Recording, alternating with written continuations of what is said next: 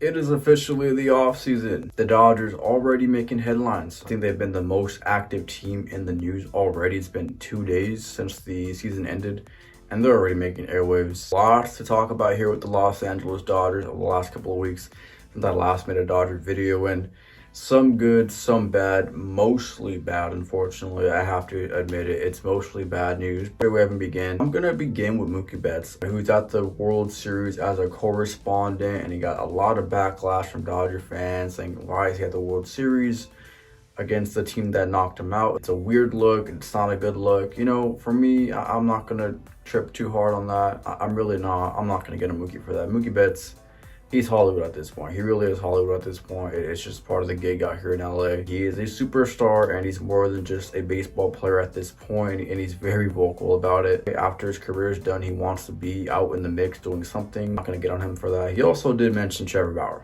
and I will talk about Trevor Bauer in this video. Mookie Betts backed up Trevor Bauer, talking about he was a good teammate.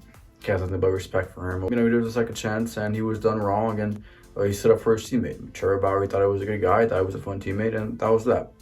And that also got a ton of backlash. And so listen, I'm very hard on players on my team. Some may say a little too hard on Trevor Bauer and the whole situation. I basically said the Dodgers, if they were serious about winning, they would have brought back Trevor Bauer, because at the time, we didn't know anything about Trevor Bauer. And if the Dodgers actually did their homework and their due diligence and actually spoke with Trevor Bauer in a good way, in a meaningful way, he should have been brought back. He are hit, but at the end of the day, if you're serious about winning, have Trevor Bauer on your team. They paid him anyway over $20 million in the season to go pitch in Korea, Japan, wherever he pitched. It just makes no sense. I wasn't happy with the Trevor Bauer situation from the beginning. I'm not happy about it today. Of course, Corey Seager, the ex-Dodger, winning his second World Series and World Series MVP. One that got away from the Dodgers. Cody Bellinger, not necessarily the one that got away, but could he end up being another guy that got away from the Dodgers? The Dodgers non-tendered this guy last offseason. I thought that was a horrible move at the time. I didn't understand it. Like, yeah, Cody Bellinger wasn't performing. He was not performing. He had visible numbers in the regular season. But guess what? Every postseason, he really did step up to the plate. Defense, he was exceptional. You can't replace that defense. And the offense, he was their big game player. Cody Bellinger is another big game player, in my opinion. Like, we've seen that before. I think Cody Bellinger is made for the big moments. And to non-tender him last year in his last year of arbitration, I thought it was not a great move by the Dodgers. You know, they brought up James Outman, he did fine, but he's no Cody Bellinger by any means. And so Cody Bellinger goes off to Chicago Cubs, has a phenomenal season with the Cubbies. In fact, he wins Comeback Player of the Year. And that's not surprising. I said he would be an All-Star next year. He wasn't an All-Star. He should have been an All-Star, but he got hurt, missed some time. But he would have definitely been an All-Star. He had All-Star numbers all season long. And so he wins Comeback Player of the Year. That's no surprise there. It's another bad move by the Dodgers management. You're not going to hear that often out there in the airwaves, on YouTube, on wherever you get your Dodger, news out there. You're not going to hear people calling out the Dodger media. You're not going to hear people calling out the Dodger front office the way I do. It's very few people out there. There's some out there. I know you guys are out there.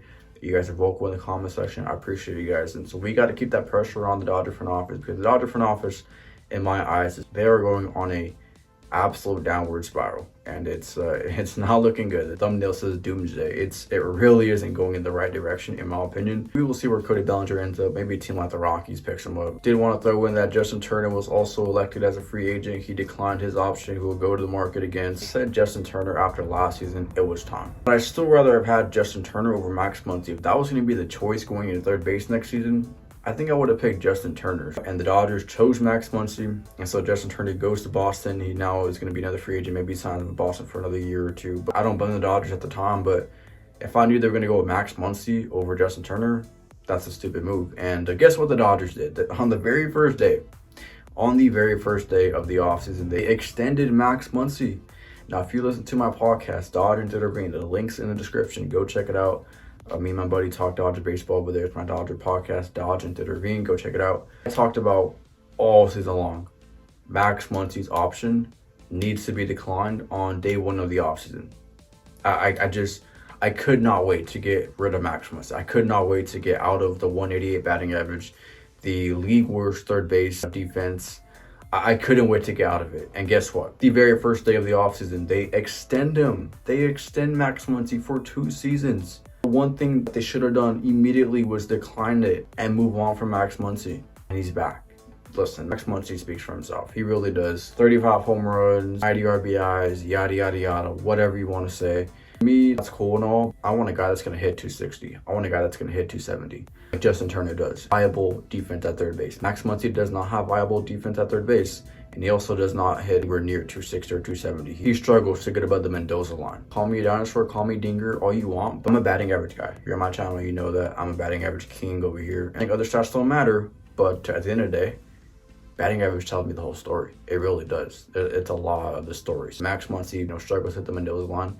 To me, that's not a winning ball player. The Dodgers disappoint me. Offseason could not have gotten off to a worse start, but the Dodgers continue to do what they do, and I keep telling you guys, what are they doing? What are they doing? Why is Max Muncy back? That's not a winning move. That's a stay in the same place move, right? That's a stay in the same place move. Scott go, Kike go, Bellinger go, Seager go. All the core championship players, they're gone.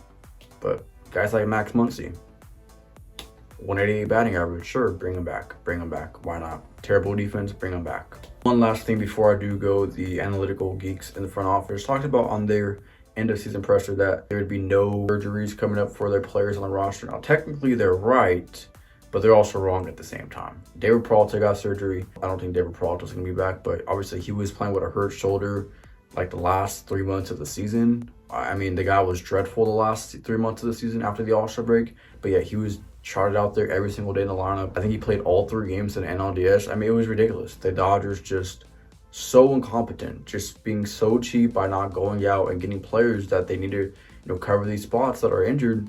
They were so cheap. They lied to us, didn't tell us anything, paid the price for it at the end. Well, maybe us fans paid the price for it at the end. And of course, Clayton Kershaw was announced today that he is going to have shoulder surgery and he will not be back until midway through the season at best. Kershaw, it's a surprise and it's not a surprise. We knew that it was a possibility. We knew that he was playing hurt down the stretch, but like I said, the Dodgers knew going into the deadline that they needed pitching, and what did? They went out and got Lance Lynn, Mr. Home Run Lance Lynn, to recover the losses of multiple pitchers down the stretch. Just a phenomenal job by the Dodgers. Give it up by the Dodgers front office. Andrew Freeman, Clayton Kershaw, we'll see what happens with him.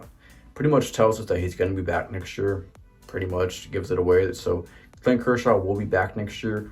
Will it be in a Dodger uniform or will it be in a Ranger uniform is the question. I'm going to bet it's going to be in a Dodger uniform. So Clayton Kershaw will be back next year at some point in a Dodger uniform. But like I said, the Dodger front office lying to us yet again. What do you know? People out there believe this front office and believe everything they're doing. Red flags are right in front of you. They are supposedly the front runners for Ohtani. Because they signed Ohtani doesn't mean they've done anything. You go out and win. Sign Ohtani, great. You haven't done nothing. Go out and win. All right, so we'll see what happens this offseason. With that being said, let me know your thoughts down below in the comment section as always. And I will talk to you guys again next time. Later.